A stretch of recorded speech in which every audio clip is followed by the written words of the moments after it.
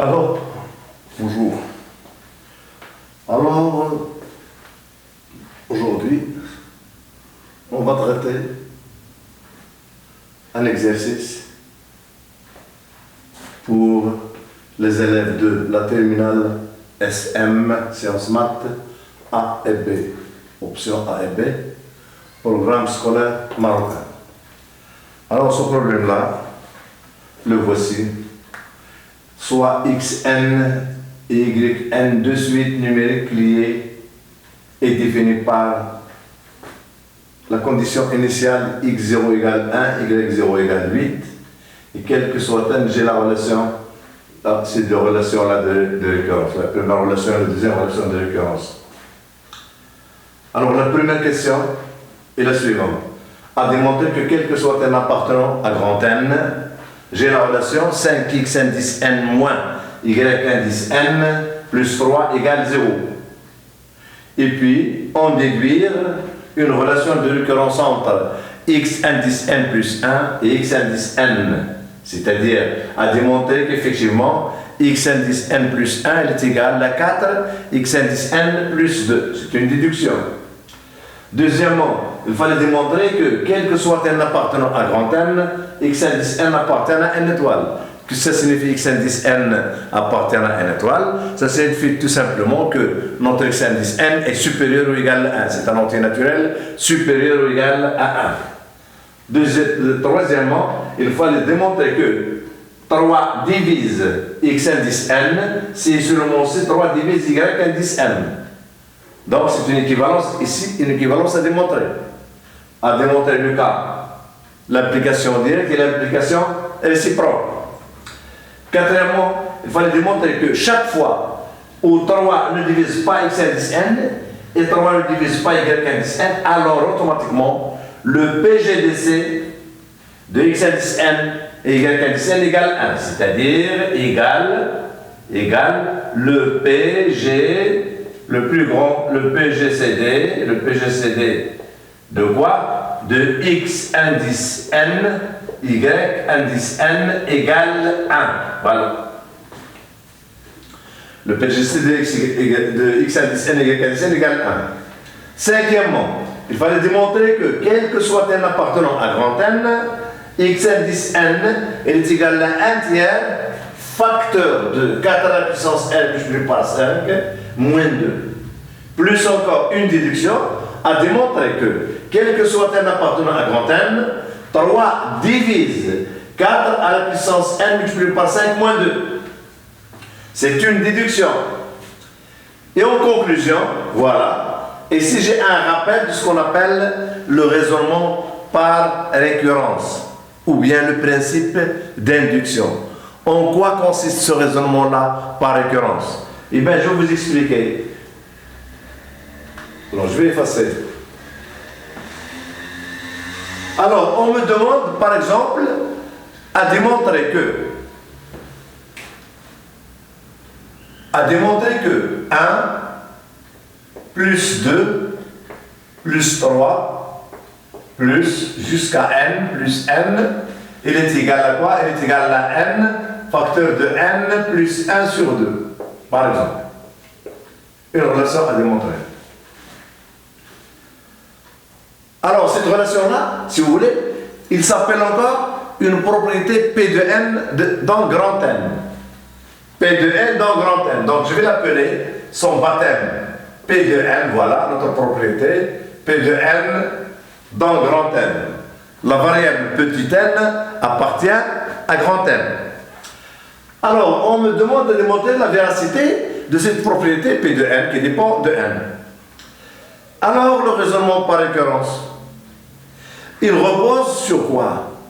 Il repose sur deux propriétés à démontrer simultanément. La première propriété, c'est de vérifier qu'effectivement, notre relation, elle est vraie au premier rang. N, c'est un rang. Alors, N, c'est un rang qui peut être à 0. J'ai le droit d'écrire, par exemple, 0 plus 1 plus ainsi de suite.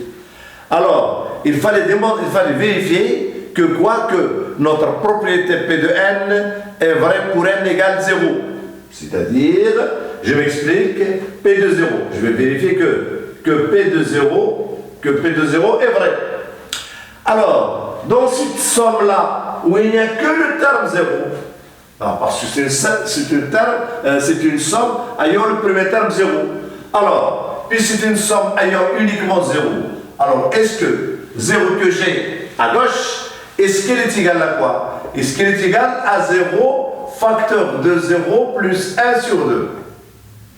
Alors, effectivement, c'est correct. 0 facteur de 0 plus 1 sur 2 est égal à quoi? Elle est égale à 0. Et 0 égale 0. Donc, P de 0, si vous voulez ici, elle est vraie. Elle est vraie si on considère le rang, le premier rang, n égale 0. Donc, P de 0, elle est vraie. Maintenant, la deuxième propriété, c'est de démontrer qu'effectivement, qu'il y a une hérédité. Qu'est-ce que ça signifie? La propriété est héréditaire. Eh bien, ça signifie tout simplement, si j'ai l'hypothèse, l'hypothèse P de n vraie, voilà, mon hypothèse. Il fallait démontrer que la propriété encore, elle est vraie au rang P de n, au rang n plus 1.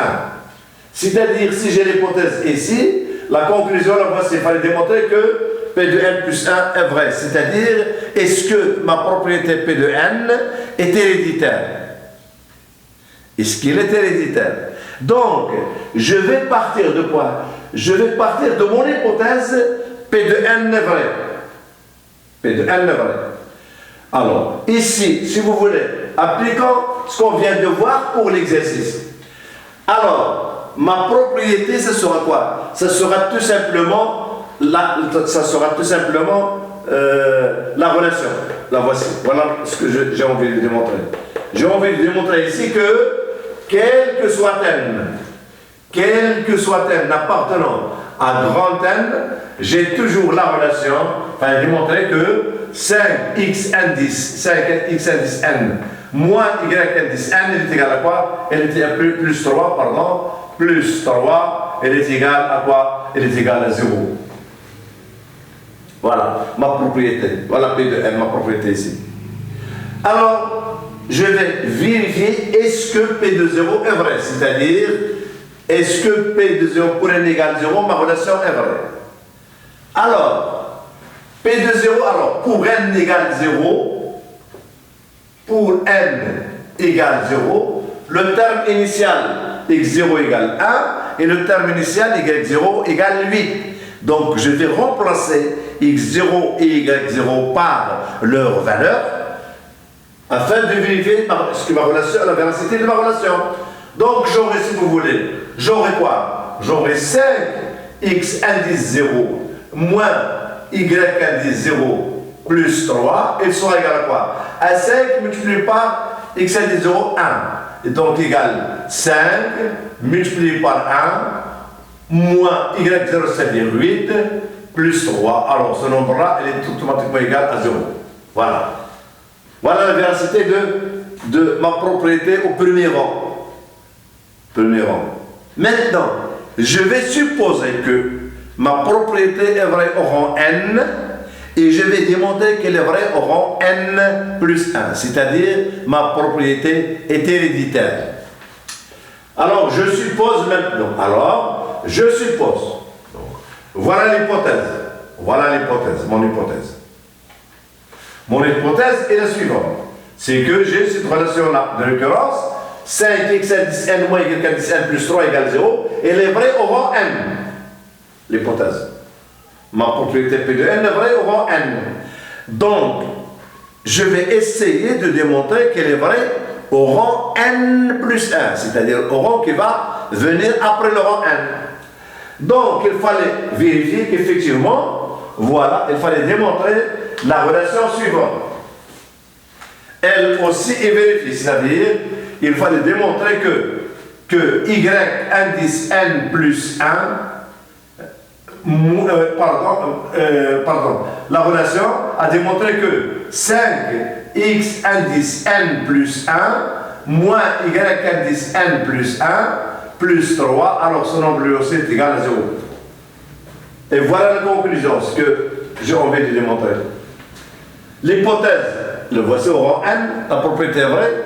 Maintenant, au rang n plus 1, est-ce qu'elle est vraie? Est-ce que j'ai cette relation-là? Donc j'aurai un point d'interrogation.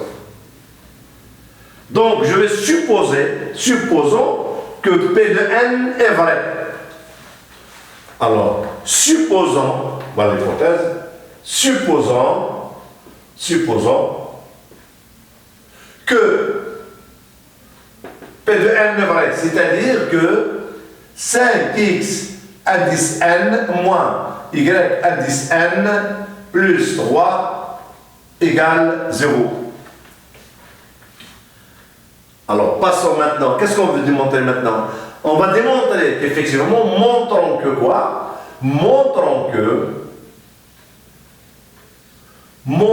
que 5x indice n plus 1 moins y indice n plus 1 plus 3 égale 0. Et voilà ma relation. Voilà ce que j'ai envie de démontrer. Donc, je vais passer, alors ici j'ai un point d'interrogation là-dessus, ce que j'ai envie de démontrer. Donc, je vais remplacer dans cette relation-là, je vais remplacer x indice n plus 1 par sa valeur, et je vais remplacer y indice n plus 1 par sa valeur, et je dois effectuer mes calculs de telle manière à obtenir un 0. Alors, je remplace.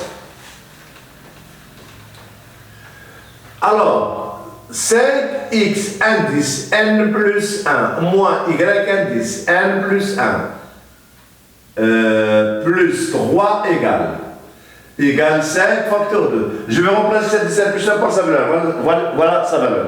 Donc j'aurai ici quoi? J'aurai 7 sur 3 x indice n moins y plus 1 tiers de y plus 1 tiers de y plus 1, alors moins y indice n plus 1, c'est quoi? C'est 20.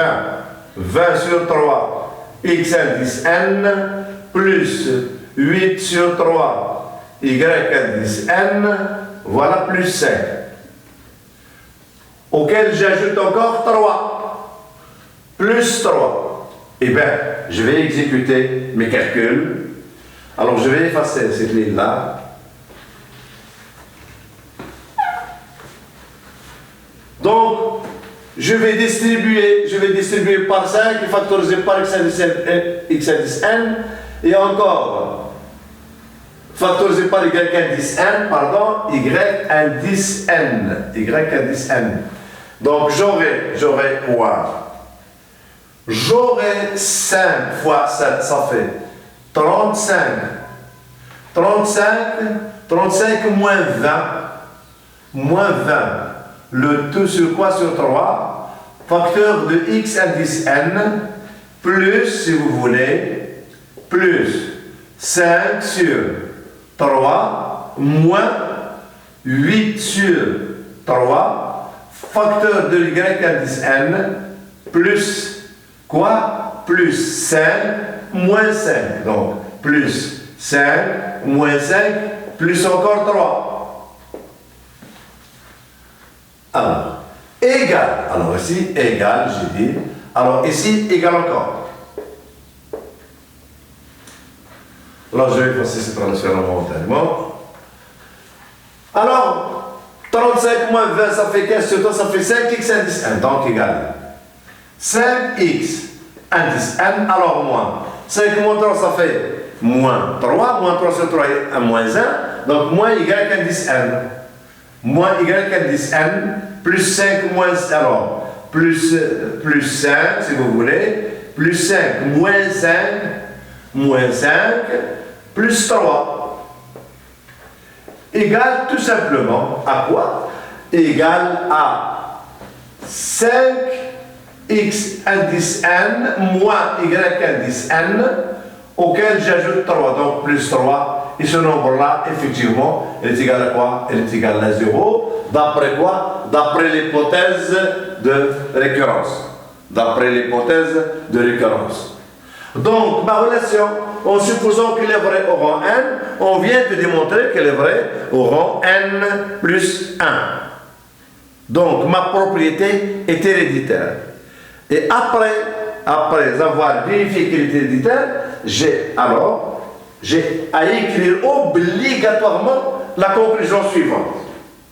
Voilà la conclusion de l'exercice. La conclusion, qu'est-ce qu'il dit? Il dit tout simplement que si j'ai P de 0 vrai, et quel que soit n, P de n implique P de n plus 1 vrai, cette implication-là est vraie, alors ça signifie tout simplement que quel que soit n appartenant à grand N, P de n est vrai. P de n, c'est là, P de n est vrai. Et voilà à quoi consiste le raisonnement par récurrence. Il y a une récurrence. Alors, donc ici, conclusion, c'est quoi? C'est que, quel calcul ici, voilà, si P de n est la propriété suivante, si P de n est cette propriété-là, P de n, la voici, alors si P de n est cette propriété-là, et bien, P de 0 est vrai, elle est vraie au rang 0. Maintenant, quel que soit n, P de n implique P de n plus 1. On vient de démontrer qu'il est héréditaire, c'est-à-dire, nous avons supposé que P de n est vrai au rang n, et on vient de démontrer qu'il est vrai au rang n plus 1. Donc ma propriété, elle est héréditaire. Elle est héréditaire, ça signifie que la propriété là, elle est vraie. Donc, quel que soit n, voilà la question. Maintenant, quel que soit n appartenant à grand N, cette relation-là est vraie. Voilà. Il a été démontré en utilisant le raisonnement par récurrence. Alors maintenant, on nous demande de déduire cette relation à partir de ce qu'on vient de voir ici. De déduire que quoi? Que x indice n plus 1 égale 4x indice n plus 2.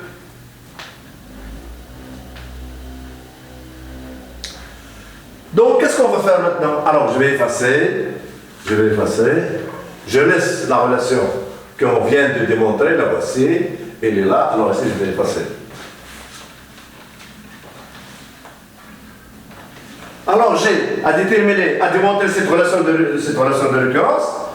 Alors, en admettant qu'on vient de démontrer ça et on va en déduire une telle relation. Donc, ici, j'aurai quoi? J'aurai y indice n, il est égal à quoi? Il est égal à 5. X indice n plus quoi? Plus 3.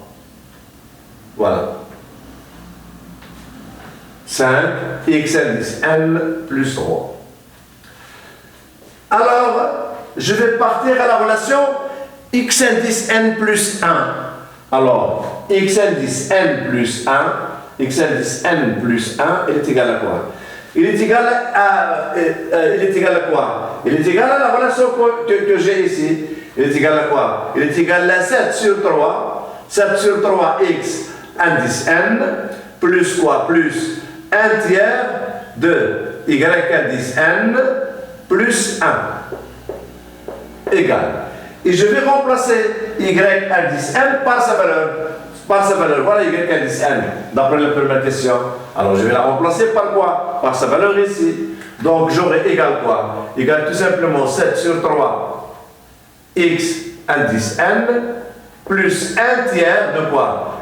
1 tiers de y indice n. Et voilà 1 tiers de y indice, c'est quoi? C'est 5 x indice n plus 3. Voilà. Donc, égal quoi? X indice n plus 1. X indice n plus 1 égale. Alors, je développe. J'aurai 5 tiers plus 7 sur 3 multiplié par x indice n. Attention, ici plus 1 encore, plus 1. Nous avons oublié ce nombre-là, plus 1. Voilà, attention. Donc, égal quoi? Égal 12 sur 3 x indice n, c'est-à-dire 4 x indice n. Et puis, 1 tiers multiplié par 3, ça fait 1. 1 plus 1, ça fait 2. Et voilà ma relation. Elle est démontrée. X indice n plus 1 égale 4x indice n plus 2. Voilà. Alors maintenant,